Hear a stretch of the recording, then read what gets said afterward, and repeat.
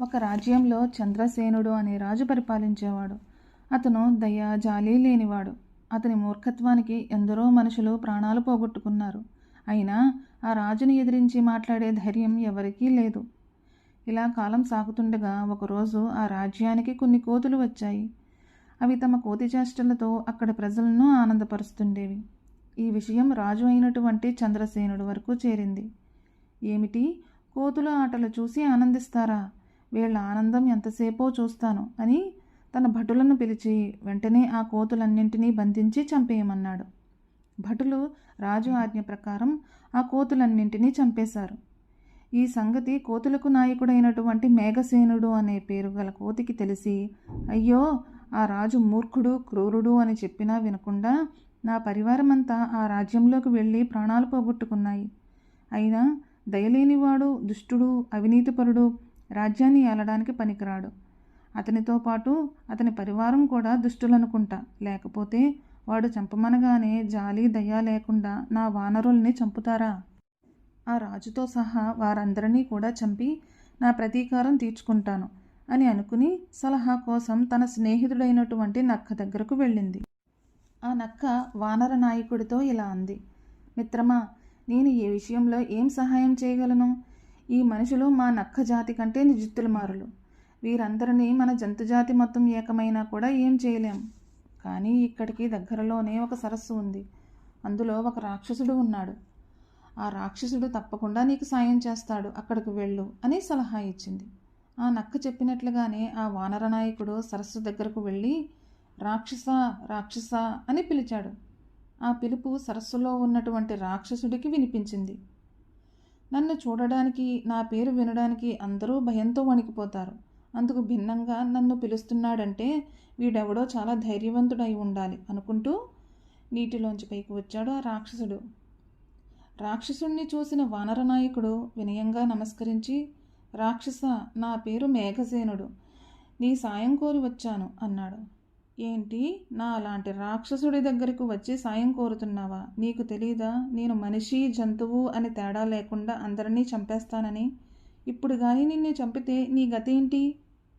అయినా భయపడకు, నీ ధైర్యాన్ని చూస్తుంటే నాకు ముచ్చటేస్తోంది. పైగా నా దగ్గరకు ప్రాణాలు తెగించి వచ్చావంటే దాని వెనుక ఏదో పెద్ద కారణమే ఉండి ఉంటుంది. అదేంటో చెప్పు అన్నాడు రాక్షసుడు.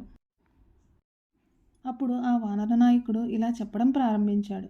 ఓ రాక్షసోత్తమ, నువ్వు రాక్షసుడివి కాబట్టి అందరినీ చంపి తింటావు. కానీ మానవులకు దయ, జాలి, కరుణ అనేవి ఉండాలి కదా. కానీ వాటన్నింటినీ విస్మరించి చంద్రసేనుడు అనే రాజు తన రాజ్యంలోని ప్రజలను నానా హింసలు పెడుతున్నాడు. అలాగే మాలాంటి జీవాలను కూడా చంపుతున్నాడు. అలాంటి వాడి పీడను తొలగించడం కోసం నీ సాయం కోరుతున్నాను అని అంది ఆ కోతి. అప్పుడు ఆ రాక్షసుడు, కారణం ఏదైనా నేను ఈ పని చేస్తాను. అయితే ఒక షరతు, నాకు నరమాంసం అంటే చాలా ఇష్టం. నువ్వు నాకు నరమాంసం ఇవ్వగలవా అని అడిగాడు. తప్పకుండా, నీవు చేయవలసిన పనే అది. నేను ఏదో ఒక మాయమాటలు చెప్పి ఆ రాజుని అలాగే అతని సైన్యాన్ని ఇక్కడికి తీసుకువచ్చి ఈ సరస్సులోకి దిగేలా చేస్తాను. నువ్వు వాళ్ళందరినీ ఒక్కడిని కూడా మిగల్చకుండా ఆరగించు అన్నాడు వానర నాయకుడు. దానికి రాక్షసుడు ఆనందంగా ఒప్పుకున్నాడు. తర్వాత ఆ వానర నాయకుడు రాజుగారి దగ్గరకు వెళ్ళి, మహారాజుకి నమస్కారం. ముందుగా నన్ను క్షమించండి. మీకు వానరాలంటే ఇష్టం లేదని తెలిసినా విలువైన సంపదలు చేజారిపోకూడదని మీ దగ్గరకు వచ్చాను అని అన్నాడు.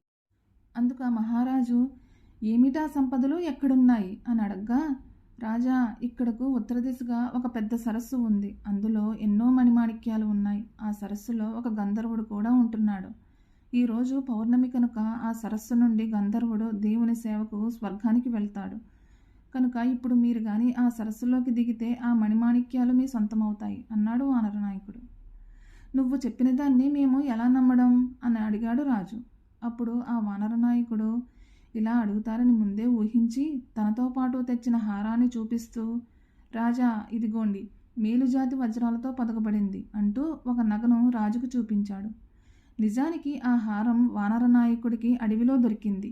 ఒకరోజు కొందరు దొంగలు ఎక్కడి నుండో దొంగతనం చేసి ఆ అడవి గుండా వెళుతుండగా వారి దగ్గరున్న మూటలో నుండి ఆ హారం జారిపడింది. అప్పటి నుండి ఆ నగను తన మెడలోనే వేసుకుని తిరుగుతున్నాడు ఆ వానర నాయకుడు. ఇప్పుడు ఆ నగను తన పగను తీర్చుకోవడం కోసం ఉపయోగించాడు. ఆ కోతి మాటలను నమ్మిన రాజు తన భటులను తీసుకుని ఆ సరస్సు దగ్గరకు వెళ్ళి, ఓ భటులారా, ఈ సరస్సు లోపల చాలా సంపద ఉంది. మీరంతా తక్షణమే నీటి లోపలికి వెళ్ళి తీసుకురండి. నేను మీకోసం ఇక్కడ ఎదురు చూస్తాను అన్నాడు. రాజు ఆజ్ఞ ప్రకారం ఆ భటులు సరస్సులోకి దూకారు. అలా దూకిన వారిని దూకినట్లుగా తన కడుపులోకి చేర్చుకున్నాడు ఆ రాక్షసుడు. ఎంత సమయమైనా పైకి రాకపోయేసరికి రాజుకి అనుమానం వచ్చి వానర నాయకుడి దగ్గరకు వెళ్ళి, నదిలోకి వెళ్ళిన మా వాళ్ళు ఇంకా రాలేదేంటి అని అడిగాడు. రాజు మాటలు విన్న కోతి కిచకిచా నవ్వుతూ, రాజా, నీ వాళ్ళు ఎప్పటికీ తిరిగి రారు. వారు స్వర్గంలో నా వాళ్లతో కలిసి ఉండి ఉంటారు ఈ పాటికి అని అన్నాడు. ఏమిటి నువ్వనేది అని కోపంగా అడిగాడు రాజు. రాజా, నా తోటి కోతులందరినీ చంపావు, గుర్తుందా? దానికి ప్రతీకారంగా ఇదంతా చేశాను. ఇందులో రాక్షసుడు ఉంటున్నాడు. ఈ పాటికి అందరినీ భక్షించి ఉంటాడు. ఇక నువ్వొక్కడవే మిగిలావు. ఇక్కడ నుండి పోయి ప్రాణాలు దక్కించుకో, లేదా ఈ సరస్సులోని రాక్షసుడు నిన్ను కూడా స్వాహా చేస్తాడు. పో, ఇక నుంచైనా నీ క్రూర బుద్ధిని మార్చుకో అన్నాడు వానరనాయకుడు కోపంగా. మహారాజు భయపడి అక్కడి నుండి వెళ్ళిపోయాడు, బ్రతుకు జీవుడా అనుకుంటూ. ఆ తర్వాత కొద్దిసేపటికి రాక్షసుడు సరస్సు నుండి బయటకు రాగా ఆ వానర నాయకుడు రాక్షసుడికి కృతజ్ఞతలు చెప్పి అక్కడ నుండి వెళ్ళిపోయాడు. ఈ కథ ద్వారా మనం ఏం తెలుసుకున్నాం? వినయం విజ్ఞానాన్ని ఇస్తుంది, మూర్ఖత్వం ఉన్న జ్ఞానాన్ని నశింపచేస్తుంది.